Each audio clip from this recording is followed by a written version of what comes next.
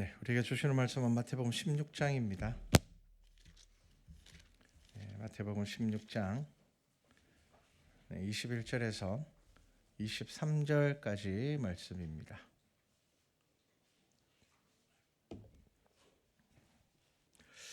자, 우리 한 목소리로 함께 성경 말씀 함께 봉독합니다. 이때로부터 예수 그리스도께서 자기가 예루살렘에 올라가 장로들과 대제사장들과 서기관들에게 많은 고난을 받고 죽임을 당하고 제3일에 살아나야 할 것을 제자들에게 비로소 나타내시니 베드로가 예수를 붙들고 항변하여 이르되 주여 그리 마옵소서 이 일이 결코 죽게 미치지 아니하리이다. 예수께서 돌이키시며 베드로에게 이르시되 사탄아 내 뒤로 물러가라. 너는 나를 넘어지게 하는 자로다. 내가 하나님의 일을 생각하지 아니하고 도리어 사람의 일을 생각하는도다 하시고. 아멘. 네, 너는 나를 넘어지게 하는 자로다 라는 제목으로 오늘 본문 말씀을 함께 보려고 합니다. 자, 성도는 하나님 나라의 백성입니다. 그러니까 하나님의 나라의 백성. 그러니까 예수 그리스도께서 우리의 왕이 되시는 거죠. 자, 그러면 성도는 하나님의 뜻을 아는 자이며 또 그리고 그리스도의 길을 아는 자들입니다. 그래서 나의 길보다 아버지의 마음을 아는 사람입니다. 이게 성도입니다. 성도. 나의 일이 잘 되고 나의 계획이 잘 이루어지는 것과 아버지의 계획을 알고 아버지의 뜻을 아는 것은 다른 것이죠. 자, 예수님을 돕는 믿음이 있고 예수님을 넘어지게 하는 믿음이 있습니다. 우리가 예수 그리스도를 믿고 살아가지만 또 저와 여러분 모두가 성도이지만 예수님의 뜻과 예수님께서 하시고자 하시는 일들에 도움이 되는 사람들, 협력하는 사람들이 있는가 하면 믿노라 하면서 예수님의 길을 막는 사람들이 있다는 겁니다. 오늘 본문 말씀을 보면요, 베드로는 예수님의 수제자입니다. 그런데 예수님께서 베드로에게 뭐라고 이야기를 하셨는가 하면 사탄아 이거보다 더 심각한 말이 뭡니까? 너는 나를 넘어지게 하는 자로다입니다. 너는 나를 넘어지게 하는 자로다. 자, 그러면 이 말씀이 어디에서 나왔는지를 이제 우리가 봐야 됩니다. 이제 16장의 내용, 오늘 우리가 읽은 본문의 앞 내용에 뭐가 있는지를 보셔야 됩니다. 그 유명한 베드로의 신앙 고백이 나옵니다. 예수님께서 묻습니다. 사람들이 나를 누구라 하느냐라고 이야기를 했을 때 이렇게 대답합니다. 더러는 세례요한, 죽은 세례요한이 살아나왔다고 하는 사람도 있고 더러는 엘리야라고 하는 사람도 있고 더러는 어떤 애는 예레미야나 선지자 중에 하나입니다. 그러니까 한마디로 이야기를 하면은 보통 사람은 아니라는 거죠. 특별한 사람입니다. 자, 그래서 예수님께서 물으십니다. 너희는 나를 누구라 하느냐라고 했을 때 자, 베드로가 대답을 합니다. 주는 그리스도시요 살아계신 하나님의 아들이시니이다. 자, 이것은 성경에서 굉장히 아주 특별한 위치를 차지하고 있고요. 우리가 베드로라는 인물이 수제자인 것을 증명할 때에 베드로가 했던 이 신앙 고백을 우리가 주로 이야기를 합니다. 자, 그런데 이제 우리가 오늘 본문 말씀을 통해서 뭘 봐야 되는가 하면요. 이 신앙 고백은 완전한 신앙 고백이 아니라는 겁니다. 자, 베드로가 신앙 고백을 했습니다. 그런데 예수님께서 뭐라고 이야기를 하셨는가 하면요. 이렇게 말씀하셨습니다. 바요나 시몬아 내가 복이 있도다. 이를 내게 알게 하니는 혈육이 아니요 하늘에 계신 내 아버지시니라. 자, 어떻게 들으면은 야 너는 네가 했던 그 신앙 고백 그거 네가 하는 거 아니고 하나님께서 너에게 가르쳐 주신 거야라고 말씀하신 건데 이거를 조금 더 다르게 이야기를 하면은 이렇게 표현할 수도 있을 겁니다. 너는 아직 네가 하고 있는 신앙 고백이 네게 아니야. 이렇게 이야기할 수도 있습니다. 베드로가 깨달아서 정말 당신은 하나님의 아들입니다라고 고백을 했다면 이 신앙의 고백이 완전한 신앙의 고백이었다면 그리스도의 고난까지도 베드로는 알아야 합니다. 예수 그리스도의 고난까지도 베드로는 받아들여야 됩니다. 그런데 지금 이 신앙 고백을 했을 이 당시에 베드로는요, 예수 그리스도의 고난에 대한 이해가 없었습니다. 전혀 없었습니다. 오늘 본문을 통하여서 저와 여러분 모두가 함께 생각하기를 원하는 게 뭐냐면요, 이 자리에 모여있는 모든 분들은 이 신앙 고백 다 하는 사람들입니다. 그런데 여러분, 이게 전부가 아니라는 것을 아셔야 되는 겁니다. 이 신앙 고백을 했던 베드로에게 예수님께서 뭐라고 말씀하셨습니까? 너는 나를 넘어지게 하는 자라고 말씀을 하신 겁니다.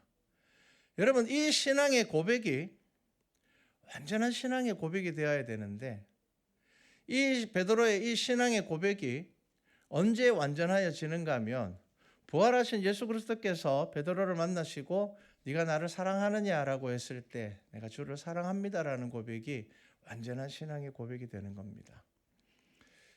저와 여러분 모두는 이 고백하고 있습니다. 하나님 살아계시는 거 믿습니다. 예수님께서 나의 죄를 위하여 십자가 지신 거 믿습니다. 그러니까 이 자리에 나와서 예배를 드리겠죠. 그런데 여러분, 이 신앙의 고백에 머물러 있어서는 안 된다는 겁니다. 베드로는 이 신앙의 고백을 했지만 아직까지 그 신앙 고백 안에 뭐가 없느냐 하면은 예수 그리스도의 고난에 대한 이해가 없습니다. 십자가에 대한 이해가 없습니다. 자, 베드로가 신앙 고백을 하고 난 이후에 우리가 오늘 읽은 21절 본문 말씀이 어떻게 시작되는가 하면, 이때로부터 뭔가 전환이 되죠.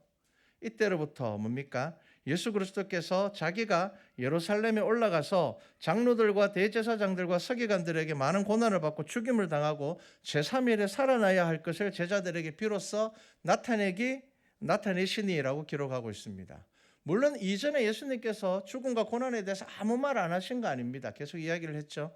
그런데 이제 이제부터는 아주 구체적으로 내가 이제 올라가서 죽게 될 것이고 3일 있다 살아나게 될 것이다라는 것을 말씀하셨습니다. 예수님께서 제자들에게 가르쳐 주신 많은 가르침 중에 제자들이 예수님께서 살아있을 때 깨달은 것도 있지만 부활하신 예수님을 만나고 난 이후에 깨닫게 된 것들이 훨씬 더 많습니다. 이게 무슨 말인가 하면요, 우리의 삶에서 십자가에 대한 묵상이 없으면 우리의 신앙의 고백이 반쪽에 머물러 있을 때가 많습니다. 그리고 이러한 신앙의 고백은 예수 그리스도를 넘어지게 하는 자가 될 수도 있다는 겁니다. 우리의 믿음 안에는요, 여러 가지가 뒤섞여 있습니다. 우리는 지금 깨달은 것이 있고요, 아직 깨닫지 못한 것이 있습니다. 여러분, 이것을 아셔야지 하나님의 말씀을 사모하게 됩니다. 우리가 다 알고 있다고 생각하면 하나님 말씀 사모하지 않게 됩니다. 여러분, 우리가 지금 다 알고 있다고 생각하는 대부분의 믿음은 여기 머물러 있습니다. 주는 그리스도시요 살아계신 하나님의 아들입니다라는 요 고백에 딱 머물러 있는 겁니다. 그런데 예수님께서는 저와 여러분들에게 무엇을 알기를 원하시는가 하면은 십자가를 알기를 원하신다는 겁니다. 자, 이 신앙 고백을 했던 베드로가 예수님께서 이제 구체적으로 내가 죽고 3일 있다가 살아날 거야 라고 이야기를 하니 베드로가 뭐라고 이야기를 합니까? 항변하였다고 이야기를 합니다. 여러분, 이게 성경이 굉장히 특별한 표현입니다. 다르게 이야기하면 베드로가 예수님한테 덤벼들었다라는 겁니다. 그게 도대체 무슨 말입니까? 이 고난은 당신에게 절대로 미치지 않게 하겠습니다. 한마디로 이야기를 하면은 이런 일은 있었어도 안 되고 만약에 이런 일이 생길 것 같으면 제가 막겠습니다라는 의미를 가지고 있는 겁니다.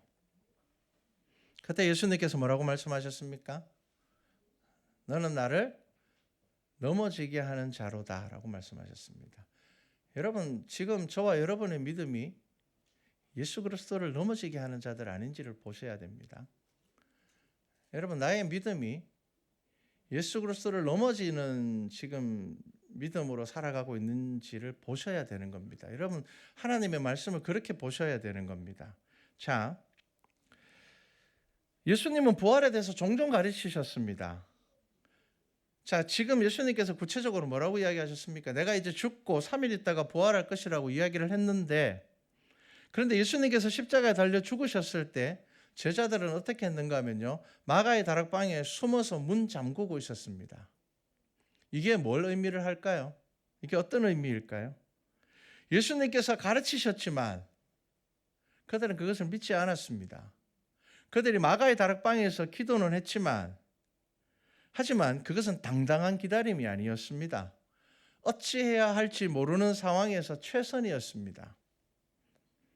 그들은 예수님께서 가르치신 죽음을 어떻게 상징적으로나 혹은 예수님께서 비유로 많이 말씀하셨기 때문에 비유로 이해했을 수도 있었습니다. 만약에 그들이 정말 예수님께서 십자가에 달려 죽으시고 3일 있다가 부활할 것을 믿었다면 그들은 예수님께서 죽고 난 다음에 다락방에 숨어 있을 것이 아니라 사람들에게 나가서 외쳤을 겁니다.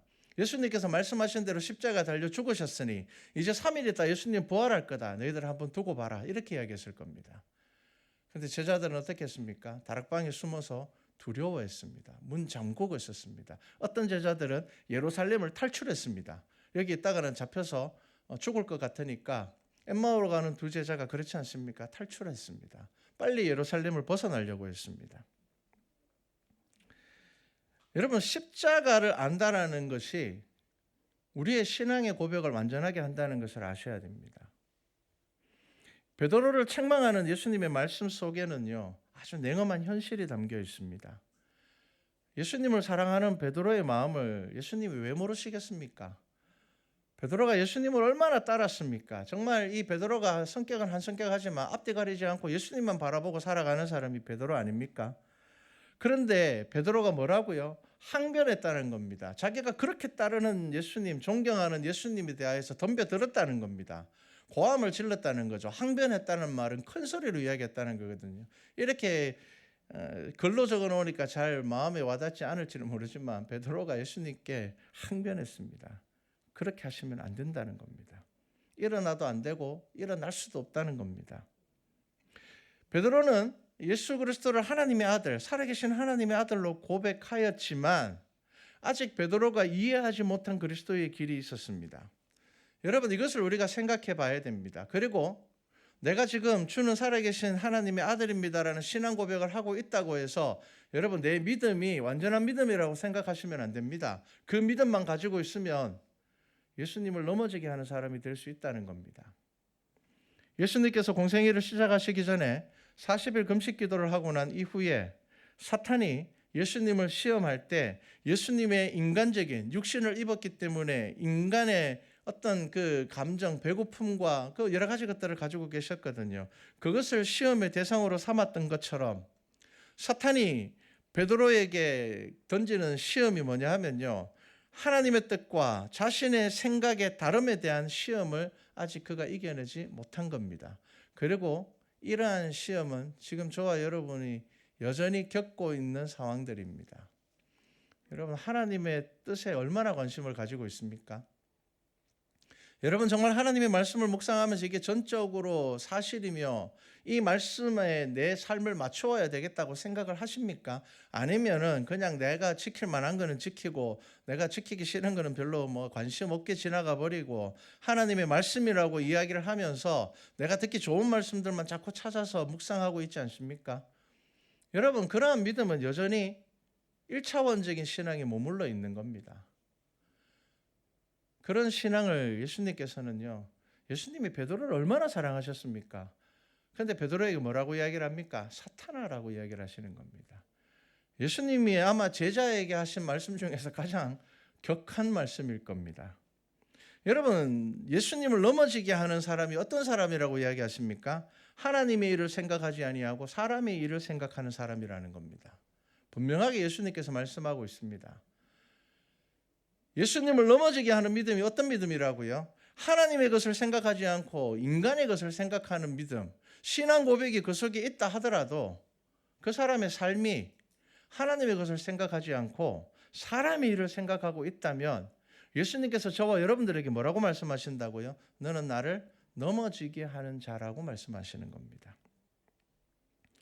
우리 안에 이러한 불균형이 있습니다. 신앙 고백은 있어요. 그런데 여전히 깨닫지 못하는 것들이 있습니다. 사탄은 성장하지 못하였고 자라지 못하는 인간의 약함을 비집고 들어옵니다. 그게 뭔지 아십니까? 인간의 감정입니다. 사람의 일을 생각하는 겁니다. 욕심과 교만입니다. 여러분, 우리 안에 들어와 있는 시험의 대부분의 문제가 뭘까요? 감정입니다. 하나님의 일을 생각하지 않는 겁니다. 베드로의 인간적인 사랑에 대해서 예수님께서 책망하셨습니다. 여러분 그거 나쁜 거 아닙니다. 베드로가 예수님 얼마나 사랑하는데요. 그리고 난 다음에 예수님께서는요 아주 중요한 가르침을 하십니다. 그게 뭐냐 하면은 24절부터 말씀이거든요. 내용이 연결되죠. 이에 예수께서라고 합니다. 자, 21절에 보면 이때부터라고 이야기하셨고요. 24절에 보면 이제 이에 예수께서 지금 이러한 상황 가운데서 예수님께서 제자들을 모으시고 가르치셨습니다. 자, 뭘 가르치셨을까요? 십자가를 가르치셨습니다. 뭐라고 이야기를 합니까? 누구든지 나를 따라오려거든 첫 번째가 뭡니까? 자기를 부인하고입니다. 자기를 부인하고 자기 십자가를 지고 나를 따를 것이니라. 예수님께서 지금 가르치시는 이 가르침이 그나마 예수 그리스도께서 십자가에 달려 죽으시고 난 이후에 그들이 마가의 다락방에 모여서 버티게 한 말씀이 되었을 것입니다. 그 3일이라는 시간 그들이 깨닫지 못하였고 그들이 그냥 상징적으로 생각했던 그 예수 그리스도의 말씀이 그들의 삶 가운데 다시 되새겨지는 시간이었을 겁니다. 여러분 예수님을 믿는다는 것은 뭘까요? 영광의 시간만 있는 것이 아니라 하나님의 뜻 안에 있는 고난을 이해하는 것입니다. 그것을 예수님께서는 자기 십자가를 지는 것이라고 말씀하셨습니다. 여러분의 삶에 여러분의 십자가가 없다면 영적인 삶을 살아가고 있는지 확인하셔야 됩니다. 여러분 신앙생활이라는 게 무조건 즐겁기만 하고 재밌기만 한 게 아닙니다. 여러분 그게 어린아이의 신앙입니다. 내가 하고 싶은 대로 하고 내가 하고 싶은 것만 하려고 하는 거 어린아이의 신앙입니다. 아이들은 자기가 하기 싫은 거는 안 합니다. 울고 떼쓰고 눈치 보고 어른이 안 보면 안 하죠. 여러분 그게 어린아이의 신앙입니다. 장성한 믿음의 신앙이 뭘까요? 십자가입니다. 여러분 여러분들의 신앙 고백 안에 이 십자가가 있어야지 비로소 여러분들이 예수 그리스도의 길을 가로막는 자가 아니라 하나님의 일에 동역하는 자들이 되는 겁니다. 여러분 이것을 오늘 말씀 가운데서 깊이 있게 묵상하셔야 됩니다. 십자가가 뭡니까? 힘들고 고통스럽고 때로는 억울하고 그럼에도 변명하지 않고 하나님의 뜻을 발견하고 찾는 게 십자가입니다. 여러분의 삶에 십자가가 있다면 그 십자가가 여러분들의 삶의 신앙의 고백과 하나가 된다면 비로소 우리는 믿음의 자녀로서 살아가게 되는 겁니다. 여러분 성경이 우리에게 말씀하고 있는 경고가 뭡니까? 마지막 때가 오면 올수록 이 세상의 권세들은 그리스도를 따르는 자들을 박해하며 조롱할 것입니다. 그래서 여러분 그것을 이겨낼 수 있는 믿음을 준비해야 되는데 그게 뭘까요? 십자가입니다. 여러분 십자가의 믿음 없이는 고난을 이겨낼 수가 없습니다. 여러분들이 지금 신앙생활을 즐겁고 재밌고 나의 만족만을 위해서 신앙생활을 한다면 여러분들은 작은 고난 앞에서도 포기하게 될 것이고 무너지게 될 것이고 예수 그리스도를 부인하는 자들이 될 겁니다. 분명한 겁니다. 여러분 지금 이 평안할 때에 우리의 신앙생활이 뭘 준비해야 된다고요? 여러분 믿음을 지킬 수 있는 그 인내를 준비해야 될 때입니다. 여러분 애쓰셔야 될 때입니다. 여러분 평소에 운동하는 사람이 대회에 나가서 좋은 결과를 가지고 오는 겁니다. 경기 당일 아침에 새벽에 일어나서 아무리 열심히 운동을 해도 아무런 효과가 없습니다. 여러분 우리에게 주어지는 이 평안의 시기가 은혜인 것을 알고 여러분 이 시기에 우리가 무엇을 묵상해야 된다고요? 십자가를 묵상하셔야 되는 겁니다. 자기를 부인한다라는 것이 무엇입니까? 나의 고집과 나의 욕심과 나의 고집을 교만을 부인해야지 비로소 우리가 십자가를 질 수가 있다는 겁니다. 예수님께서는 고난을 말씀하셨죠. 이제 너희들 앞에 큰 고난이 있을 거라고. 실제로 그것이 일어났습니다. 많은 그리스도인들이 못 박혀 죽었으며 십자가에 불에 타 죽었습니다. 예루살렘 성전은 예수님께서 부활하시고 난 이후에 40년이 지나지 않아서 불타서 사라져 버렸습니다. 여러분 지금 세계의 역사의 흐름을 보십시오. 이스라엘은요 굉장히 강한 나라입니다. 강대국이죠. 손꼽히는 강대국입니다. 그런데 이 이스라엘이라는 나라가요 이때 불탄 성전을 아직 회복 못 시키고 있습니다.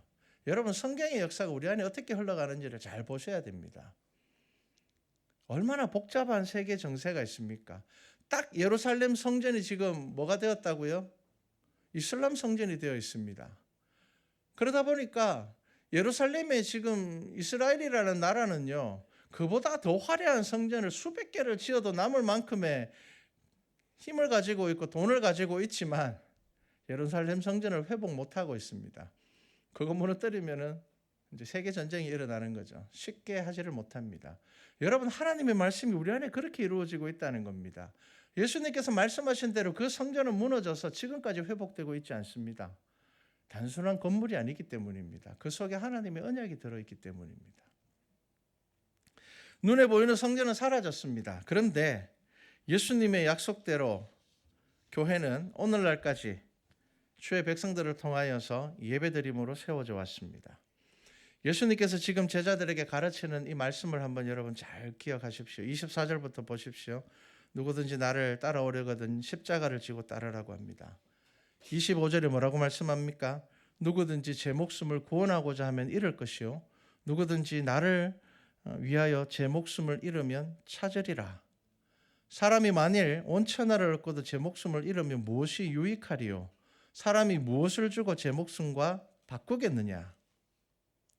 생명을 잃을지라도 결국 얻게 될 것이라고 말씀하셨고요. 그 예수 그리스도의 왕권은 이제 오늘 오후 말씀입니다. 오후 설교 말씀 변화산에서 구체적으로 나타납니다. 십자가의 사건을 통해 죽음이 아닌 하나님의 통치를 알게 하시는 것이 바로 오늘 예수님께서 우리에게 하시는 말씀입니다. 항변하면서 그리 마옵소서라고 했던 베드로가 십자가에서 순교했습니다. 어떤 의미일까요? 결국 베드로도 알게 되었다는 겁니다. 여러분, 이 오늘 16장에서 베드로는 알지 못하였지만 결국 베드로는 깨닫게 되었고 알게 되었고 자기 십자가가 무엇인지를 알게 되었고 결국 그는 인류 역사 가운데 가장 위대한 인물 중에 한 명이 되었습니다. 교회의 시작이 되었습니다. 여러분, 베드로가 알게 된 것을 저와 여러분도 알아야 됩니다. 여러분, 생명을 얻는 것과 생명을 잃는 것이 무엇인지 알아야 됩니다. 내 삶의 형편이 좋아지면 생명을 얻는 것이 아닙니다. 여러분, 우리의 인생 금방 지나가 버립니다. 여러분, 인생은 100년 못 삽니다. 많을 것 같죠? 금방입니다, 여러분. 제가 아버지와 종종 만나서 이야기를 하면 아버지 연세가 92세니까 곧 100세 가까이 사셨잖아요. 돌아보면 하루 이야기할 것도 없습니다. 여러분, 그게 우리 인생입니다. 여러분, 생명을 얻는다는 것이 무엇인지를 아셔야 되는 겁니다. 이 세상에서 무엇을 위해서 살아야 하는지를 여러분들이 알아야지 여러분들의 신앙의 고백이 비로소 완전해지는 겁니다. 십자가를 알아야 됩니다. 여러분, 고난에 대한 의미를 모르면 주를 위해 죽는 것이 무엇인지도 모르는 겁니다. 여러분, 주를 위해 죽는 게 뭡니까? 자기 십자가를 지는 것이 곧 살아나는 것이고 얻게 되는 것이며 하나님의 나라를 소유하게 되는 것입니다.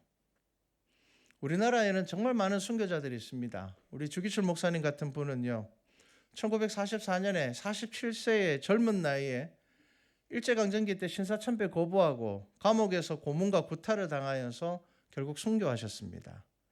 여러분, 생각해 보십시오. 그분의 신앙은 지금 우리에게 기억되지만 그 시대를 살아간 대부분의 그리스도인들은 우리는 기억하지 못합니다.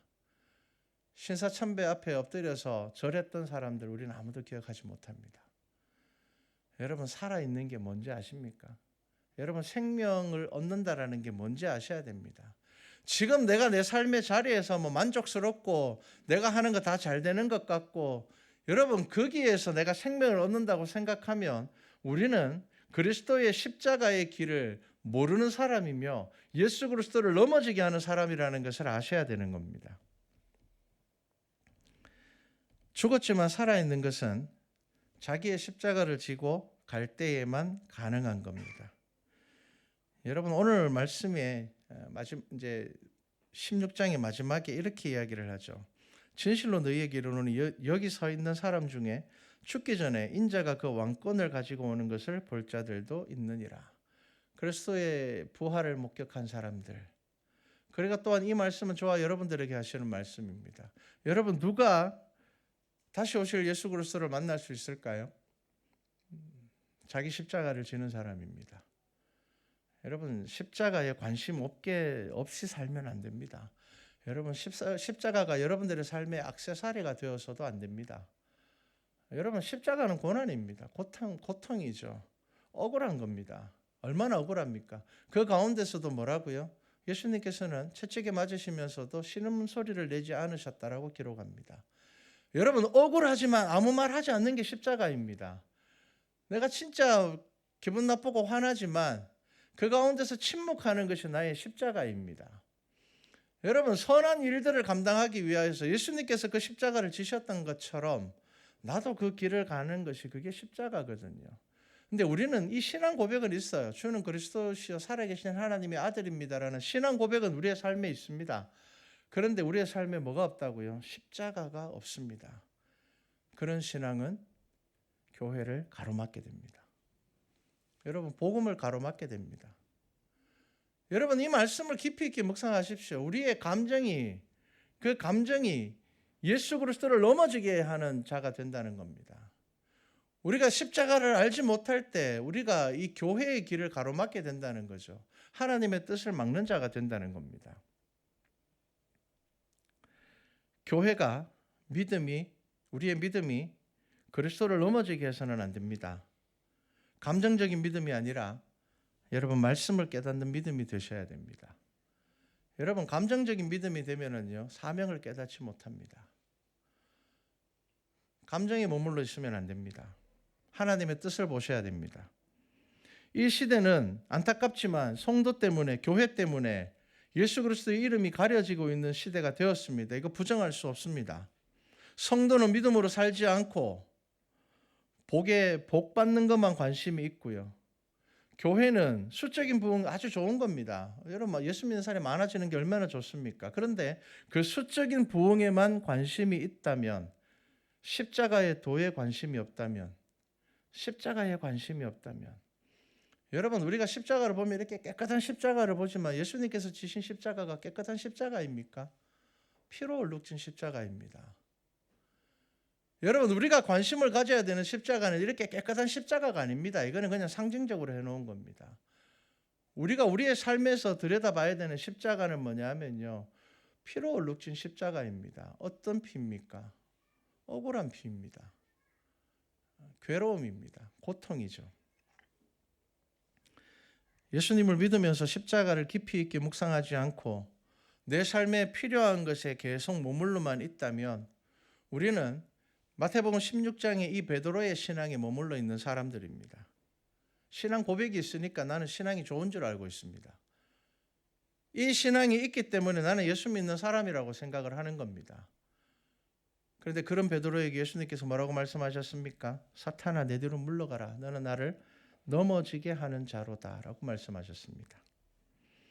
여러분 착각하시면 안 됩니다. 신앙 고백이 있다고 나의 신앙이 좋다고 생각하시면 안 됩니다. 나의 신앙에 뭐가 있어야 된다고요? 십자가가 있어야 됩니다. 예수님께서는 제자들을 모아놓고 십자가를 가르치셨습니다. 너희들이 십자가를 알아야 돼. 자기 십자가를 지고 나를 따라야 돼. 그렇지 않으면 너희의 신앙 고백은 그리스도의 길을 막는 자들이 된다는 겁니다. 예수님을 그리스도라고 고백하면서도 내 삶에서의 고난에 대하여서 하나님의 뜻을 발견하지 못한다면 여러분 우리는 넘어지게 될 것이며 예수 그리스도를 넘어지게 하는 자가 될 것입니다. 믿노라 하면서도 나의 만족과 즐거움에 머물러서 이게 신앙의 전부라고 생각한다면 예수님께서 저와 여러분들에게 뭐라고 말씀하신다고요? 사탄아라고 말씀하신다는 겁니다. 너는 사탄이라는 겁니다. 너의 신앙 고백이 아무 의미가 없다는 겁니다. 네가 지고 있는 십자가가 없다면 내가 너에게 맡겨준 사명을 알지 못한다면 부르심을 알지 못한다면 사탄이 되는 겁니다. 2026년을 놓고 제가 지금부터 기도를 하면서 2026년의 주제를 정하였습니다. 일어나 함께 가자입니다. 여러분 기억하시고 기도하십시오. 일어나 함께 가자. 어디 나오는 구절입니까? 겟세마네 동산에서 예수님께서 가룟 유다가 예수님을 잡으러 로마 군인들을 데리고 왔을 때 예수님께서 그 제자들에게 하신 말씀이 뭡니까? 함께 가자입니다. 여러분 교회는 함께 가는 공동체입니다. 내 마음대로 하는 공동체가 아닙니다. 예수님과 함께 가는 공동체입니다. 내가 가기 싫더라도 예수님께서 원하신다면 가야 되는 것이 교회입니다. 내가 귀찮더라도 하나님께서 그것을 원하신다면 내가 그것을 해야 되는 것이 교회입니다. 함께 가는 것입니다. 예수님께서 함께 가자라고 하고 그 제자들을 데리고 가셨죠. 그런데 제자들은요, 예수님 잡히시니까 다 도망가 버렸습니다. 결국 예수님께서 또 찾아가십니다, 그들을. 그리고 제자들이 모두 다 순교자의 길을 걸어가게 됩니다. 제가 2026년을 놓고 우리 전도와 찬양을 놓고 기도합니다. 이제 9년이라는 시간을 돌아보니까 하나님께서 베풀어 주신 은혜가 너무 큰데요.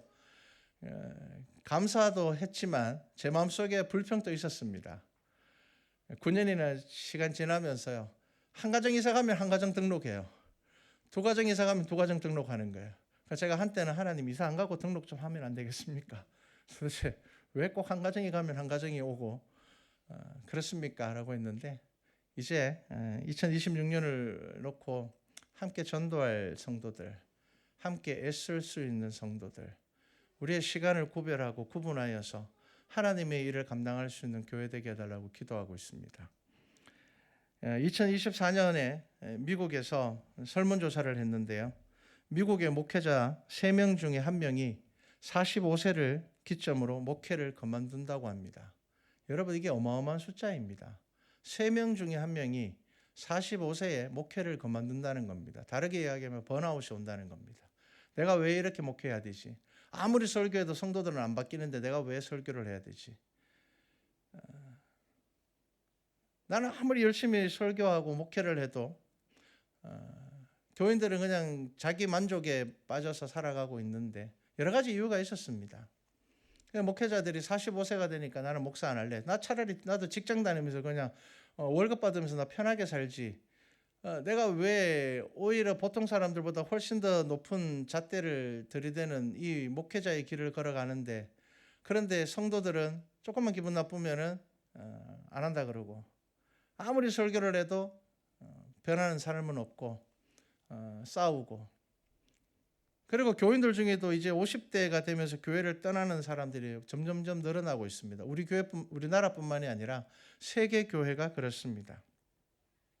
그러니까 교회를 떠나는 사람들에게 물어보니까 그렇게 이야기를 합니다. 교회에서 번아웃이 오는 겁니다. 일하는 사람만 일하고 일하지 않는 사람은 아무도 일하지 않고 번아웃이 오는 겁니다.